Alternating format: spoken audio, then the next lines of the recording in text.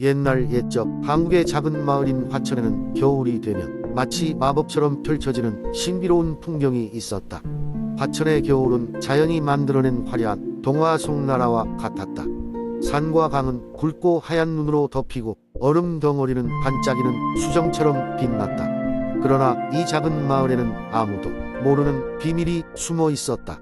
전설에 따르면 화천의 중심에 자리 잡은 얼음 호수는 특별한 힘을 지니고 있었다. 이 호수는 마음이 순수한 자만이 그의 소원을 들어줄 수 있는 마법의 호수라고 전해졌다. 하지만 아무나 그 비밀의 힘을 사용할 수 있는 것은 아니었다. 호수의 정령, 겨울의 여왕은 사람들의 마음을 시험하여 순수한 사람에게만 그 기회를 주었다. 이 전설은 진정한 호기심을 불러일으켰으나 대부분의 사람들은 이를 단지 하나의 이야기일 뿐이라고 생각했다.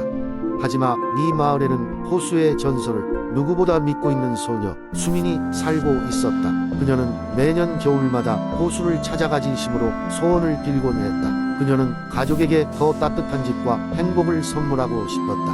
어느 눈 내리던 날 수민은 호수의 가장 깊은 곳에 도착했다. 고요하게 흔들리는 눈송이가 해맑은 하늘에서 떨어지는 것처럼 물 위에 흩날렸다. 그녀는 차가운 바람을 이기며 조용히 호수 앞에 무릎을 꿇고 진심으로 기도했다. 그녀의 마음속에는 가족과 마을을 위한 마음뿐이었다. 그 순간 얼음 호수가 부드럽게 빛나기 시작했다. 깜짝 놀란 수미는 주변을 둘러보았으나 아무도 보이지 않았다. 그때 겨울의 여왕이 모습을 드러냈다. 하얀 드레스를 입은 그녀는 마치 꿈속에 나오는 요정처럼 아름다웠다. 그녀는 부드러운 미소를 지으며 수민에게 다가왔다. 내 진심의 보귀함이 나에게 울려 퍼졌구나. 아이여, 여왕이 말했다. 너의 소원은 이루어질 것이다. 하지만 너의 진실한 사랑과 헌신으로부터 온 것이니 그 가치를 잊지 말도록 해라. 이 말을 남기고 여왕은 사라졌다. 그 순간 호수는 다시 평온함을 찾았다. 다음 날 마을에선 기적 같은 일이 벌어졌다. 수민의 집에는 어느새 따스한 온화한 바람이 불어와 가족들을 감싸주었고 마을에는 기쁨과 번영이 가득해졌다. 모두가 수민의 믿음과 용기를 칭찬하며 다시금 서로의 행복을 빌었다. 화천의 호수는 여전히 전설 속에 남아 있었다. 하지만 그 이후로 마을 사람들은 그 호수를 단지 얼음과 물이 아닌 순수한 마음이 맺은 기적의 장소로 기억하게 되었다. 그리고 수민은 평생 동안 그 기억 속에서 희망과 사랑을 가지고 살아가게 되었다. 두 번째 이야기. 옛날 동해안에 위치한 영덕이라는 작은 마을이 있었어요. 이 마을은 평온하고 아름다운 해변과 함께 전설 속의 바람과 파도가 살아있는 곳으로 알려졌죠. 어느 날 마을에 이상한 일이 생기기 시작했어요. 바다가 평소보다 거칠어져 조업을 나갔던 어부들이 돌아오지 않는 일이 잦아졌고 바닷가에서 기이한 소리도 들려왔습니다. 마을 사람들은 이런 변화에 불안해졌고 원인을 찾기 위해 마을의 현명한 노인을 찾아가 도움을 청했습니다. 노인은 깊은 생각에 잠긴 후 마침내 입을 열었습니다. 아마도 바다 깊은 곳에 잠들어 있던 해신이 깨어났는 것인지도 모르네. 오래전 내가 젊었을 적 해신은 봉인당했었지만 이제 그 봉인이 약해진 모양이네. 마을에 이런 일이 벌어지자 3명의 젊은 용사가 자원하여 문제를 해결하기 위해 나섰습니다. 그들은 강한 의지와 용기를 가진 젊은 어부 민수, 재빠른 갈고리 기술로 잘 알려진 해녀지음, 그리고 바다의 다양한 현상을 탐구하며 배운 지식을 가진 학자 태백이었습니다. 셋은 함께 바다로 나가 문제의 근원을 찾기로 했습니다. 그들은 큰 배를 타고 바다로 나아갔고 얼마 지나지 않아 폭풍과 함께 거대한 파도가 몰려왔습니다. 하지만 셋의 단합된 노력 덕분에 무사히 폭풍을 헤쳐나갔습니다. 이윽고 바다 한가운데서 빛나는 물결이 몰아치는 곳을 발견했죠. 그곳에서 그들은 해신의 봉인을 간신히 발견했습니다. 봉인은 옛날에 지혜로운 바다 마법사들이 만든 것이었지만 시간이 지나면서 낡고 약해져 있었습니다. 세 용사는 마을로 돌아가 해신의 봉인을 다시 굳건하게 만들 수 있는 방법을 찾아보기로 했습니다. 그 과정에서 태백은 오랜 고서를 통해 봉인을 완전하게 복원할 수 있는 고대 주문을 알아냈습니다. 또한 지효는 이전 해녀들이 남긴 바다의 보물을 찾아 봉인을 강화할 수 있는 재료를 모았습니다. 민수는 강인한 체력과 해상 기술로 이 모든 것을 조율했죠. 그리하여 세 사람은 다시 바다로 나아가 봉인을 복원하기 위한 의식을 시작했습니다. 주문은 태백이 외우고 보물은 지은이 준비했으며 민수는 모든 과정을 조율하며 대신의 힘을 다시 잠재웠습니다. 의식이 끝나고 바다는 다시 평온을 되찾았습니다. 마을 사람들은 기쁨에 넘쳐세 용사에게 고마움을 전했습니다. 이 이야기는 마을을 지킨 젊은 용사들의 전설로 영덕의 여름밤에 쏟아지는 별처럼 오래오래 기억되었습니다. 이제 영덕의 바다에는 더 이상의 신의 분노가 일지 않고 마을은 예전처럼 평화롭고 아름답게 유지되었습니다. 이 모든 것은 용기와 지혜 그리고 단합의 힘이 가져온 결과였습니다. 세 번째 이야기. 옛날 옛적 한국의 영동 지역에는 신비로운 마을이 있었습니다. 이 마을은 높은 산맥과 넓게 펼쳐진 들판 사이에 자리 잡고 있었고 별빛이 하늘을 수놓으면 마치 꿈결 같은 풍경을 연출하곤 했습니다. 마을 사람들은 이 시각의 별이 가진 힘을 믿곤 했습니다. 이들은 별빛이 마을을 지켜주고 가뭄을 피하게 해주며 심지어 소원을 이뤄준다고 여겼습니다. 그 중에서도 별빛의 여정이라 불리는 특별한 밤이 있었습니다. 이 밤의 하늘에는 7개의 다른 모양을 한 별이 나타나며 이 별들이 하나의 여정을 시작한다 하여 붙은 이름이었습니다. 여정이 시작되면 마을 사람들은 큰 광장에서 모여 저마다의 소원을 빌었습니다. 그날 밤에 저 이야기는 어릴 적부터 별을 사랑하던 한 소녀인 윤희에 관한 것이었습니다. 윤희는 매년 별빛의 여정이 열리기만을 기다렸습니다.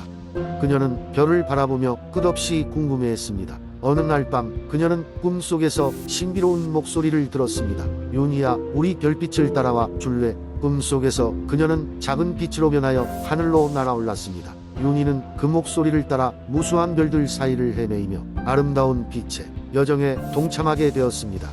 윤희가 이끄는 별은 각각 저마다의 이야기를 속삭였습니다.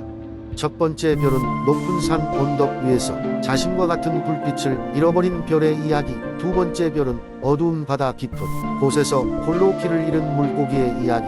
세 번째 별은 아주 먼 옛날 하늘로 올라가고 싶어 하던 한 나무의 이야기 등이었습니다. 윤희는 이 모든 이야기를 너무나도 사랑했습니다. 그녀는 별들이 품고 있던 소원을 이루어주기 위해 최선을 다해 길을 이끌었습니다. 각별한 마음으로 나무에게는 하늘의 소리를, 물고기에게는 바다의 빛을, 외로운 별에게는 친구를 찾아 주었습니다. 별들은 윤희의 도움에 깊게 감사하며 그녀에게 말했습니다. 윤희, 너야말로 이 세상의 진정한 빛이란다. 우리의 이야기를 기억하고 이어가는 너의 마음이 세상을 따뜻하게 할 것이다. 아침이 밝아올 즈음 윤희는 깨어났습니다. 하지만 그녀의 손에는 작은 별의 조각이 들려 있었지요. 그 후로 윤희는 꿈속의 이야기를 잊지 않고 별빛과 함께 할 때마다 새롭게 떠오르는 꿈을 향해 달려갔습니다. 많은 세월이 흘렀지만 윤희의 전설은 영동 지역에서 길이길이 전해지며 별빛 속에서 사람들의 마음을 비추는 따뜻한 이야기가 되었습니다. 네 번째 이야기. 옛날 옛적 한국의 문경에 사는 작은 마을의 목련숲이라고 불리는 신비로운 숲이 있었습니다. 이 숲은 1년에 단 한 번 은은한 달빛이 비추는 밤에만 그 모습을 드러내며 이때 목련꽃이 만개하여 마을 전역에 미향을 내뿜었습니다. 마을 사람들은 이 날을 특별한 축제의 날로 삼아 밤새도록 즐기곤 했습니다. 목련숲에 관한 전설은 아주 오래전으로 거슬러 올라갑니다. 전설에 따르면 이 숲에는 달빛의 요정이 살고 있었고 그녀는 매년 봄 한 번 인간 세상에 충만한 기쁨과 사랑을 선사하기 위해 목련꽃을 피웠다고 합니다. 요정은 매우 아름다웠고 그녀의 목소리는 바람처럼 부드러웠습니다. 숲을 보호하는 그녀의 힘 덕분에 목련숲은 언제나 평화로웠고 사람들은 요정을 숭배하며 숲을 신성히 여겼습니다. 그러나 어느 날 마을에 비극적 사건이 일어났습니다. 한 탐욕스러운 상인이 목련숲에 아름다운 목련나무들을 모두 베어 팔아버리겠다는 계획을 세웠습니다. 상인은 숲에 들어가 나무를 해치기 시작했고 목련숲은 수백 년 동안 유지해온 그 신비로움을 점차 잃어갔습니다. 마을 사람들은 그를 만류하려 했지만 그의 욕망을 제어할 수는 없었습니다. 그러던 어느 늦은 밤 마을의 어린 소녀 서연 이 목련숲으로 향했습니다. 그녀는 그 숲을 무척 사랑하였고 요정을 돕고 싶었습니다. 서연은 숲 한가운데에 도달하여 달빛 초정에게 용기를 내어 간청했습니다. 부디 우리의 목련숲을 지켜주세요. 라고요. 마법 같은 순간이 지나자 서연의 눈앞에 환상이 나타났습니다. 아름답고 찬란한 모습의 달빛 요정이 그녀 앞에 서 있었습니다. 그녀는 부드러운 목소리로 서연에게 이렇게 말했습니다. 너의 순수한 마음과 사랑은 숲을 다시금 소생시킬 것입니다. 이렇게 말하며 그녀는 서연에게 차분하게 어떻게 숲을 치유할 수 있는지를 알려줬습니다. 서연은 마을 사람들을 모아 숲을 다시 가꾸기 시작했습니다. 함께 목련나무를 심고 숲을 정성껏 돌보았습니다. 그들은 요정이 맡긴 사랑과 희망의 씨앗을 모아 무엇보다 소중히 간직했습니다. 마침내 노력 끝에 목련숲은 장관을 이루며 다시 예전의 모습으로 돌아왔습니다. 그 후에도 매년 목련숲은 더욱 아름답게 피어나고 마을 사람들은 그 신비로운 밤의 축제를 이어갔습니다. 사람들은 서연과 같은 개개인의 순수한 마음이라 어떤 마법보다도 강력하다는 것을 깨달았고 언제나 숲을 소중히 여기며 지켰습니다. 목련숲에서는 이제도 은은한 달빛 아래서 사랑과 조화가 깃들어 있었고 요정은 늘 그곳에서 지켜보고 있었습니다. 다섯 번째 이야기. 옛날 예적 한국의 동해안에 위치한 아름다운 영덕이라는 마을에는 특별한 바람이 불어오는 날이 있었습니다. 이 바람은 하늘과 바다를 연결하며 마치 요정의 숨결처럼 온 마을을 감쌌습니다. 마을 사람들은 이 특별한 바람을 소원의 바람이라고 불렀고 이 바람이 불기 시작하면 모든 나쁜 일이 사라지고 마법 같은 행운이 찾아온다고 믿었습니다. 영덕 마을 근처에 바람 언덕이라고 불리는 작은 언덕이 있었는데 이곳은 소원의 바람을 가장 잘 느낄 수 있는 장소였습니다. 매해 봄 바람이 언덕에 부는 날 마을 사람들은 저마다의 소원을 빌기 위해 언덕으로 모여들었습니다. 어느 해 봄 언덕 위에 세 명의 젊은이가 명상하듯 자리에 앉았습니다. 첫 번째 젊은이는 용감하고 힘이 센 어부였고 두 번째 젊은이는 갈색 머리카락을 가진 영리한 농부, 마지막으로 세 번째 젊은이는 세상의 모든 것을 알고자 하는 호기심 많은 학자였습니다. 첫 번째 젊은 어부는 바다의 모든 생물을 이해할 수 있는 능력을 달라고 소원했습니다. 그에게서 시작된 소원은 해풍에 실려 바다로 흘러갔고 얼마 지나지 않아 그는 물고기들이 소리 내어 대화하는 것을 듣고 그들의 생각을 이해할 수 있게 되었습니다. 그렇게 그는 마을 최고의 어부가 되었고 매일 풍성한 수확을 가져다 주었습니다. 두 번째 젊은 농부는 모든 식물의 비밀을 알 수 있는 능력을 원했습니다. 바람이 그의 소원을 듣고 나서 시골길을 스치며 꽃과 나무들 속삭임을 그에게 전했습니다. 그는 농작물에 부족할 때에도 비옥하게 만들어 수확량을 2배로 늘릴 수 있었고 마을의 제사는 날로 풍성했습니다. 세 번째 젊은 학자는 세상의 모든 지식이 모이는 도서관을 원했습니다. 그의 소원은 바람 속에 휘감겨 먼 나라의 예술과 과학, 역사의 풍요로움으로 돌아왔습니다. 그리고 이윽고 마을의 한 구석에 아주 오래되고 웅장한 도서관이 만들어졌습니다.